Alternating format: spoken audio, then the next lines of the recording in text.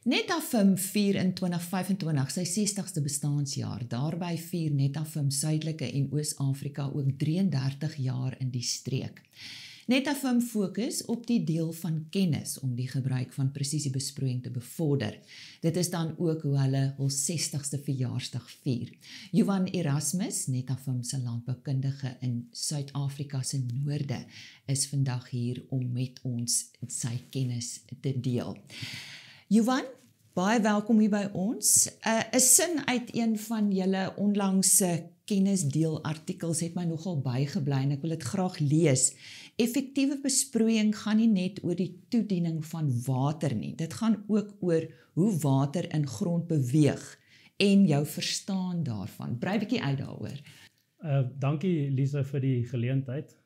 So dis baie belangrik vir my om te verstaan hoe die water beweeg in die grond, want as jy op die einde van die dag kyk na die beginsels van besproeiing, wil ons vir die plante die regte hoeveelheid water gee, wanneer hulle dit nodig het en op die regte tyd. So jou vraag handel ons nou met die regte plek van watertoediening. So ek het al baie keer gesien as 'n ou verstaan hoe daai water toegedien word en hoe dit beweeg in die grond, dan sit asof die ligte net aangaan. Wat bepaal hoe water in grond beweeg en hoe beïnvloed dit besproeiing? So daar's baie dinge wat dit bepaal. Belangrikste is jou tekstuur en die grootte en die hoeveelheid van jou puree in die grond en dan natuurlik jou infiltrasietempo. So as ons kyk na tekstuur, dan is dit jou sand, sluk en klei persentasies en ook jou growwe fragmente. En ook daarna verwys ons dan na swaarder gronde en ligter gronde. So as 'n reël in swaarder gronde kry jy 'n bietjie meer horisontale beweging van water in die grond en dan ook in jou ligter dele kry jy nou weer nouer beweging. So ons hou daarvan om te kyk na 'n wyte tot diepte verhouding. So jou swaarder gronde het jy 'n wyeer horisontale verspreiding teenoor jou nouer verspreiding in die sandgronde.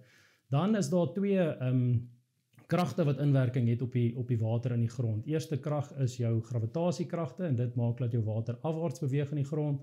En dan het ons kapillêre kragte wat jou water horisontaal en ook opwaarts beweeg in die grond.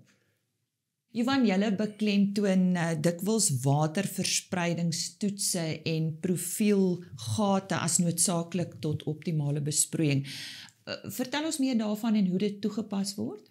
So ons gebruik baie waterverspreidingstoetse om as 'n groot deel vir 'n boer te wys hoe die water in sy gronde beweeg en dan ook om met jou spesifieke stelsel jou dripperlewering en spasiering ook vas te stel wat die beste gaan werk vir jou gewas en vir jou spesifieke grondtipe. So hoe dit werk is, ons sal byvoorbeeld emmers hê met verskillende hoeveelhede water in en dan ook verskillende leweringsdruppers. Dit sal ons laat uitdrup op droë grond, waarna ons dan profielgate daar grou om fisies te gaan kyk hoe die water versprei het en dan meet ons daar die wyte en ook die diepte van waar die water beweeg het.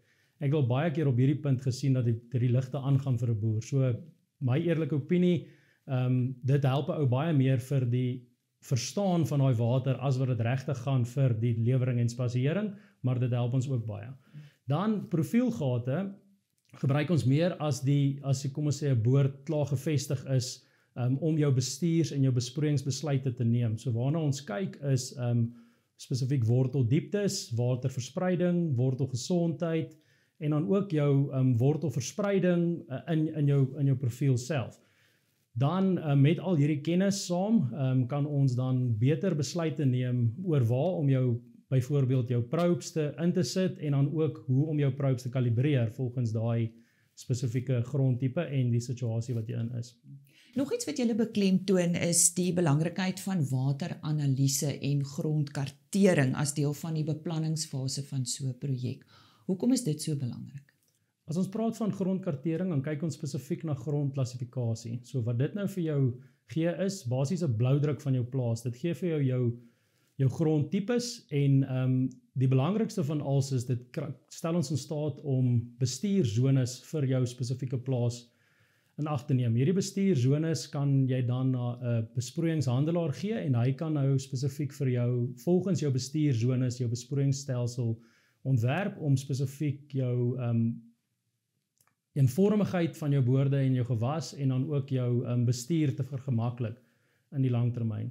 Die waterontledings kyk 'n boer gewoonlik na die kwaliteit vir die water en dit help hom met besluite vir skedulering en dan ook bemesting en daai tipe dinge, maar ons by Netafim kyk spesifiek na die verstoppingsrisiko wat gepaard gaan met jou spesifieke waterontleding.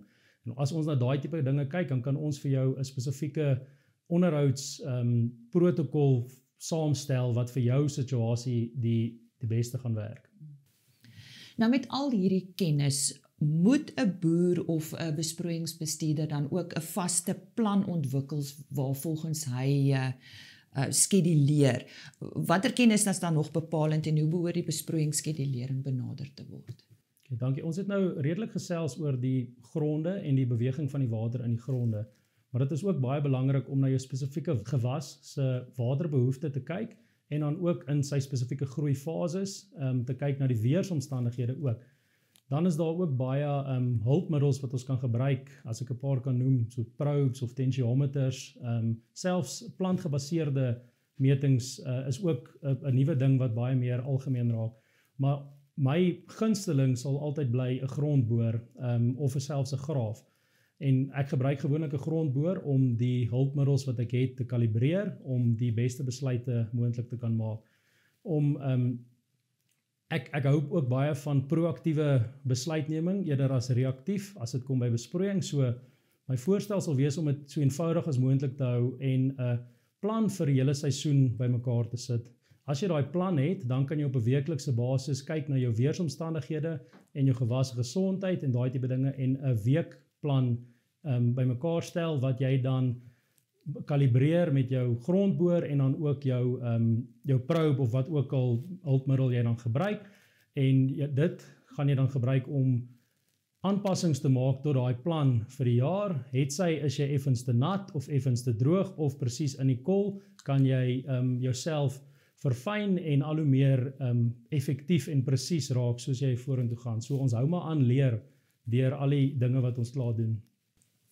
Johan, die Netafim span in Suid-Afrika het 'n kernrol gespeel in die ontwikkeling van laafvloei drip besproeiingskonsepte. Ek moet daarom daai woord regkry. Hoekom is dit waardevol en watter beginsels leer ons daaruit oor hoe water in grond beweeg? So die laafvloei drip konsep is eintlik al 20-30 jaar terug beginne ontwikkel en die probleem wat mens daar gehad het is ons het gesit met hoë vloei drippers en die boere was geforseer om die stelsel 'n paar keer 'n dag aan en af te sit. So die rede hoekom ons daarna gekyk het is swakker gronde en vlakker gronde wat die waterbehoefte van die gewas is meer as wat die grond kan hanteer. So nou sit jy met die probleem dat jy baie van jou water wegloog as jy een keer met 'n hoë lewering-dripper besproei het. Dit het toe Netafim gedryf daarna om laer leweringsdrippers te begin ontwikkel, om nader te kom met jou toediening aan die opname van die plant, as ek nou praat van water. En dit het nou gelei na baie meer voordele as wat ons aanvanklik in gedagte gehad het, net om 'n paar te noem. Dis makliker bestuur, dit is meer effektief, jy sit jou stelsel een keer aan en daar's minder krag wat gebruik word, minder vermorsings en daai tipe dinge.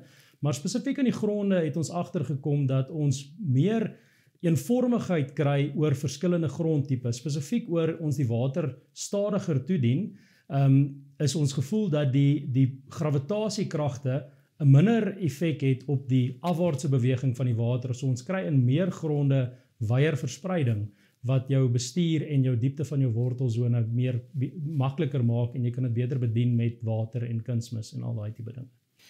Johan, baie dankie. Ek kan duidelik hoor dit is 60 jaar se navorsing waaroor jy vandag praat. Baie geluk ook aan Netafim met hulle 60ste verjaarsdag in 2025.